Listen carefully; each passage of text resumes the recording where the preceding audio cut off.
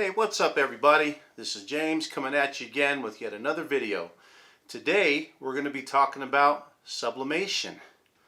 For those of you that have been interested in what it is, well, this video is going to explain a little bit about the process of what it is, but also the equipment that you're going to need to get started in sublimation.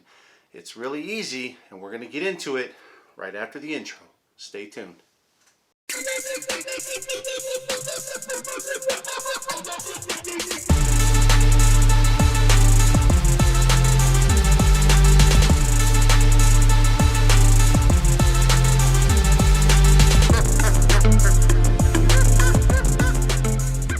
So what's happening everybody? Again, my name is James, and if this is your first time to the channel, please hit that subscribe button, because talking about the apparel business is something we're going to be doing all year long and having fun while we do it. So let's get into it. You know, you probably sat back and wondered, man, how did they make these custom masks that have these really cool designs, or t-shirts or hats or whatever? Simply, it's done with customized inks that are made for sublimation. Now, it's not that difficult to really get into sublimation, and what's becoming a very popular trend, well, with the pandemic and everything that was happening, masks were just exploding in the sublimation world. But there's a lot of things you can do with sublimation. I mean, you can sublimate shirts with limitless amounts of designs. You can do mugs, you can do, keychains, tumblers, hats, canvas picture frames. I mean, there's so many things you can do. Purses. I mean, it's just ridiculous the amount of things you can do. Now, when it comes to sublimation, this is where it can become tricky, because you can't sublimate on everything. And what I mean by that is dark shirts. You can't really sublimate on dark shirts. You may see very colorful designs on shirts that are dark. Typically those are direct to garment, direct to film, or they're color transfers that are created and then they're applied to a dark shirt. Most apparel is going to require, probably, if you really want good results, at least minimum 50% polyester fabric. Sublimation adheres to polyester fabric, okay? That's what's kind of required. Yes, you can sublimate on cotton, but typically it's going to wash out and really not adhere well at all to cotton material. So whenever you're looking for fabrics that you're choosing to sublimate, look for high polyester counts.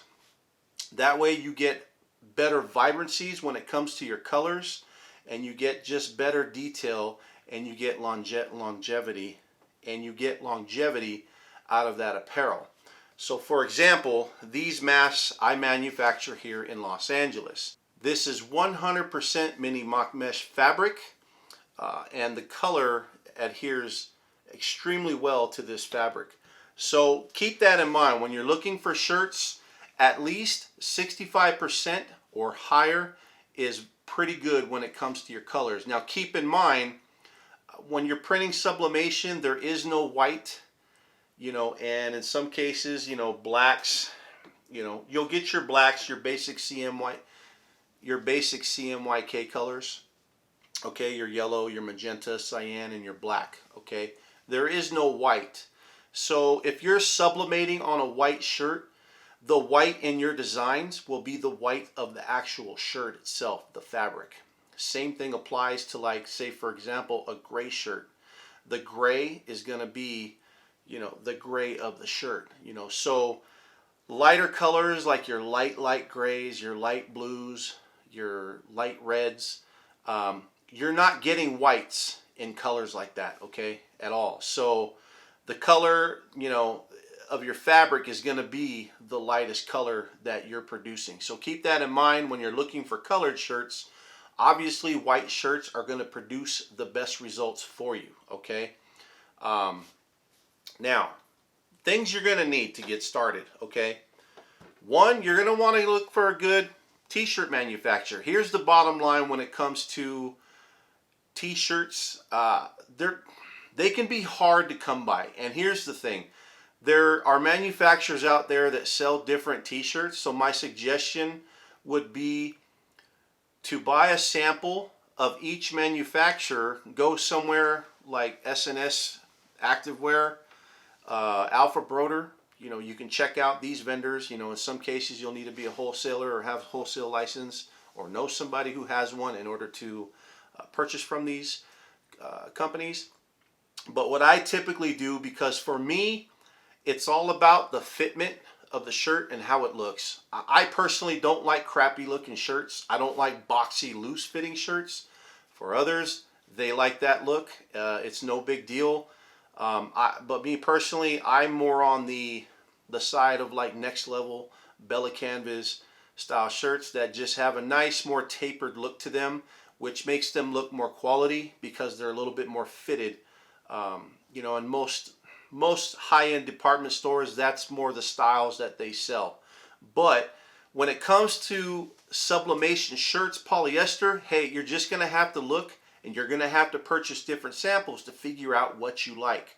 That's the hard part, and that's the homework, is you finding out what you like, period. Okay. Also to note, there's a company called Vapor, I believe that it's called Vapor. They sell very good quality polyester shirts that have a good design to them as far as the template and fitment goes. So just do your research, find what you need, and go from there. So products that you're going to need when it comes to sublimation. Now we're just going to focus on the sublimation part in itself. Now there are things you can buy on a budget as opposed to the more expensive, like printers, for example. You know, you got your Ricoh printers, you got your Sawgrass printers. I mean, there's different printers out there. The printer we're going to be talking about today are the Epson EcoTank printers. Boy, oh boy, when this thing was popping 2020, these suckers were hard to come by because people were figuring out that these can be used for sublimation. Basically, you find the sublimation ink that you like most, you order it, you simply open up these little reservoirs just like so. 1, 2, 3, 4. And in this case, we came across a company called Cosmos Ink, and I found them on YouTube. There are plenty of inks out there that you can choose from.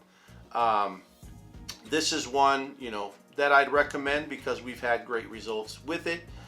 They have, you know, a great group that supports their ink. But anyways, these bottles right here are pretty cool because they're designed for the Epson EcoTank printers. See if I can get that lid off. I don't think I'm going to be able to. But anyways, when you open these up, as you can see there, they have a little key that's universal. Basically, all you got to do is this right here, and that ink goes right into the reservoir. Ooh, got some ink on that. So I got a little ink right there. Oh boy, there you go. Anyways, so it's pretty simple to, you know, go ahead and purchase, you know, your sublimation inks, and then these are very affordable. So this printer right here is an Epson 3760. So an Epson ET 3760. This one was purchased from Costco. Very affordable. I think it was on sale for around $350. So $350. And the cool thing about this one here is I like the fact that, you know, it has the slider tray here, and then on the bottom it's got another cartridge that pulls out that holds your paper right here, which kind of keeps your paper, you know, kind of free from debris, dust, whatever, lint, you know, and it closes very nicely. But basically the cool thing about these Epson EcoTanks is they're easy to fill as opposed to a cartridge system, because these are little tank reservoirs. So they're extremely easy to fill, okay?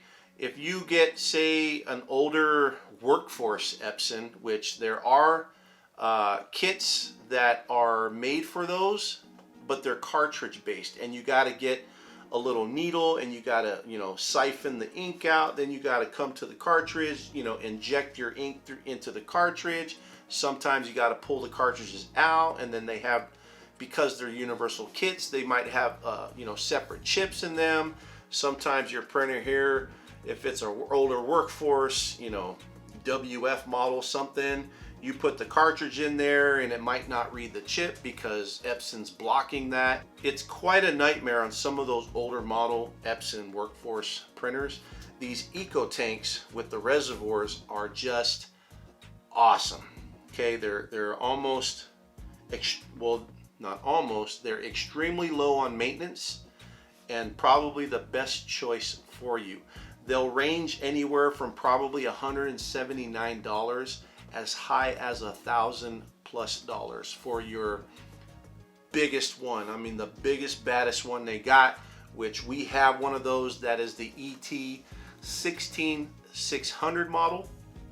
We have that model, and that one will print up to 13 by 19 inch paper.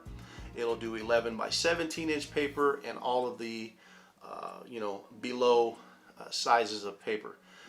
These models here, there are only two models that can do up to 13 by 19. That is the ET15000 and the 16600, and then they have another one, the 16500, but your most common ones are the 16600 and the ET15000. All of your printers below those, they'll do a maximum 8.5 by 14 inch print. So if you're doing a t-shirt design and your t-shirt, you know, width isn't, you know, your design isn't going beyond 8.5 inches and it's not going beyond 14 inches, that printer will be more than enough for you. At least it'll be a printer that you can get started with. Now, if you do own one of these printers already and you do want to convert it to a sublimation printer, basically you can do it by just purging the ink out of it and then filling the reservoirs with your sublimation ink. But it's going to take a lot of purging before the sublimation ink probably starts to take, you know, control. It probably would be better if you're in the apparel business. It's just as good to have one of these printers with normal ink. That way, if you do, say, printable vinyl, you can use normal ink to do printable vinyl and have nice colorful results with printable vinyl paper. And a paper like that I would recommend would be something like Nina 3G Jet Opaque. Okay, I've used that with fantastic results using normal Epson ink with vivid settings on the printer side. So I would probably buy another one of these that just right out the gate has sublimation ink in it, brand new. That way you just don't have to worry, and this can be a separate printer that does your sublimation, and then your other printer can be doing things like custom printing labels for your mailers, or you can still print in color, and then you could still do the printable vinyl like we just said. So that's what I would highly recommend. All of the printers, as far as the smaller models like this, they pretty much will all do the same thing. It's going to boil down to how big they are. Do they have the paper tray? Like there's another model Costco has, the ET2760. It's basically the same thing as this. It just doesn't have the paper tray on it. But they all have this little swivel type thing here, typically digital color display, you know, and they're just easy to work with. They do come with kind of a maintenance box that goes to these printers, you know, so when those run out, you can easily replace the maintenance box and your printer's good to go again. So we've had great success with these, and this is an affordable way to get into sublimation. Okay, now I would highly recommend when you're first starting sublimation, you're gonna need to also, you know, I would just go get some polyester fabric. Okay, so this is, we sell these on our website. They're just 20 inch by 20 inch polyester blanks. That way you use these blanks before you start using your products that you're purchasing, like shirts, you know, and whatnot.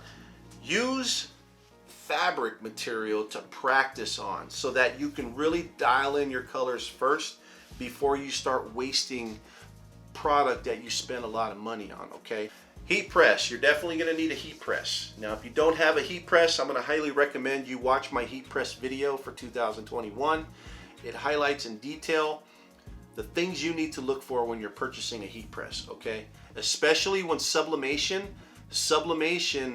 works based off of heat, okay? So it uses special gases. The heat and the gases create that process of the sublimation that bonds it to the fabric. So keep in mind, your heating element right here, you should probably look into a quality press that has a really good heating element. So read the reviews, whether you're searching on Amazon or, you know, Heat Press Nation or, you know, Stahl's Hotronix.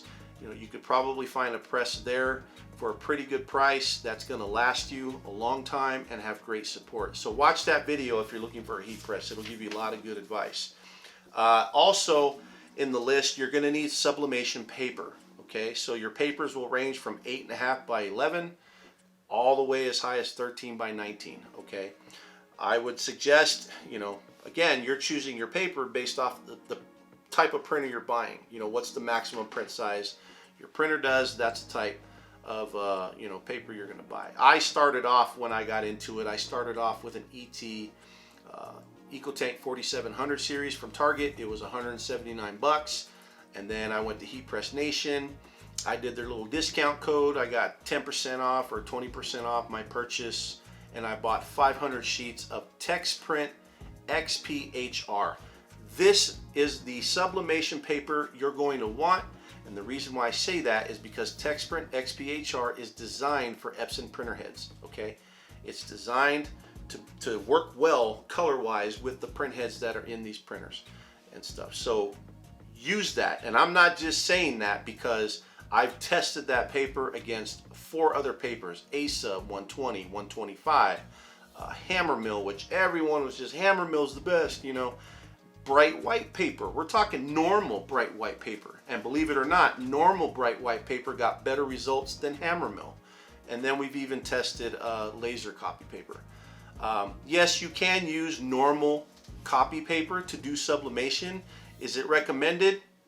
You know, if you're practicing dialing in your colors, use your normal copy paper first so that you can dial in your colors as close as you can. Then when you think your colors are kind of dialed in, then start trying the sublimation paper to see, you know, how your colors are popping now on the sublimation paper. So, you know, practice with normal bright white paper. We're talking premium, like bright white paper with a brightness of at least 92 or higher. Okay, Staples, their brand is a good brand to use when it comes to bright white paper and even sublimation. But TexPrint XPHR sublimation paper, by far one of the best. The details are really fine. You know, it picks up color very beautifully. I mean, you can see just in the image, well, you can see just in this image right here, you know, you can see those reds. I mean, they just pop. You know, everything looks really realistic. You know, in this one right here, I mean, the detail in the little hairs, I mean, it's insane, you know, that paper. So highly recommend that. Okay, so you're gonna need that paper, and then also you're gonna need some type of butcher paper, or you're gonna need parchment paper. If you have a Sam's Club membership, you can buy parchment paper in bulk. They have this huge round roll, and it's literally about this wide, and it's about, you know, so tall. I don't know, maybe 18 inches, 20 something inches. Man, this ink's getting everywhere. Dang it. I have to clean this up real quick. Man, who knew that ink would get everywhere just from a little drop? But anyways, like I was saying, Sam's Club has the big, huge industrial roll, and it's super cheap. I think we paid like, I want to say 24 bucks for this just massive roll. If not, you can also go on Amazon or uline.com. You can order, you know, parchment paper there in bulk, and as well on Amazon, they have these newsprint sheets that you can order in bulk. Newsprint. I order these in 16-inch by 20-inch sheets because I use them for sublimation, and I just cut them down in 3s from one sheet. You know, because I was doing a lot of these masks, and that fits perfect, you know, on a sheet, and I'm not wasting a lot of paper. So You're going to need that because that's going to be what protects your heat press and your garments, you know, from transferring ink to your, you know, platens, you know, lower and upper. And then as well, you're going to need to purchase some Teflon sheets like so, and you can get these on Amazon dirt cheap. They have, you know, just regular style baking Teflon sheets, whatever, non-stick. They have the ones that are really shiny. These ones are not shiny, they're kind of textured, but there are companies that have the shiny ones. Those are easy to clean. I'll drop a link to a lot of the things that you're going to need in my description below. They are my affiliate links, so please use them. They do not cost you a dime to use them, but they do help support myself and the channel. So I'm going to put a list of all the things that I have found you'll need down below. But pretty much to get started in sublimation, that's it. That's all you're going to need to get started in sublimation. So a printer is going to run you a couple $100 if you're buying the cheapest printer, which average is, like I said, $179 to, you know, $300, you know, for a printer. You know, you can probably get a cheap heat press. You know, if you're on a budget, go on Amazon, you know, get something just to get you going. When you're looking to upgrade your press, you're probably going to spend, I don't know, maybe $500. Look on marketplaces, see if you can find one used for a couple $100. But, you know, you figure between the printer and a press, you could probably get that going for less than $500 there. All your materials, typically a combination of your inks, you know, like a combo kit with all the colors you need to get going, will probably run you about $40 to $50. And then whatever fabric or, you know, apparel garment pieces you buy is going to be on a per piece basis. Average about anywhere from $4 something a shirt as high as $10 a shirt. Okay, they have ones that, and here's the thing, most polyester shirts that you find out there, and this is the reason why you kind of need to buy samples, I found that they're either very thin to where they have that see-through type fabric, and then there's some that are just super shiny. I'm not a big fan of the shiny polyester workout style shirts. Vapor, from what I hear, kind of has that cool cotton look to where it's 100% polyester, but it looks and feels like that matte look of cotton. That's probably what you're going to want to look for. Now, so really guys, when it comes to sublimation, there's a lot of stuff you can do. These are just the basics that you can start off with and you can have some fun with. There's a lot of things that you can purchase when it comes to these things. There's a lot of wholesaler sites that have different types of products that you can purchase. So once you get comfortable with your process and how to do it, you'll have a blast. Now the temperature settings typically for sublimation are going to be anywhere between 385 and 400 degrees Fahrenheit. And that's going to be a time of typically between 45 seconds as high as 60 seconds. That's really up to you to determine, you know, where you need to be. I mean, also your papers, you know, will play a factor into your time settings and temperature settings, as well the ink you use. So try what works for you, and that's where the practice makes perfect thing comes in. You know, practicing with one piece of fabric with different results. So maybe this result is something different, this result is something different, but it's all on the same, and then you can kind of gauge, okay, what's looking good to me with all these different results, and then you go with the one that you like most. Okay, so that's basically, in a nutshell, you know, the basics of getting started in sublimation. It's really not difficult. It's extremely fun to do, and if you need support, hit me up, post in the comments. I'll put you in my private sublimation group as well. If you need sublimation blanks, we have the gator necks and we have the face masks just like we showed you here. So you can purchase those on ESENTLbrand.com, and again, by doing so, that helps support the channel and keeps us going. So hey, if you like this video, please hit that like and please hit that subscribe. Help support the channel, because again, we're going to be doing this all year long. And if you're interested in finding out how to actually sublimate a mask, check out my videos. I've actually got a mask video that shows you how to dial in the process of pressing an actual mask. So until next time, my name is James, this is ESENTL Apparel, and I'm out.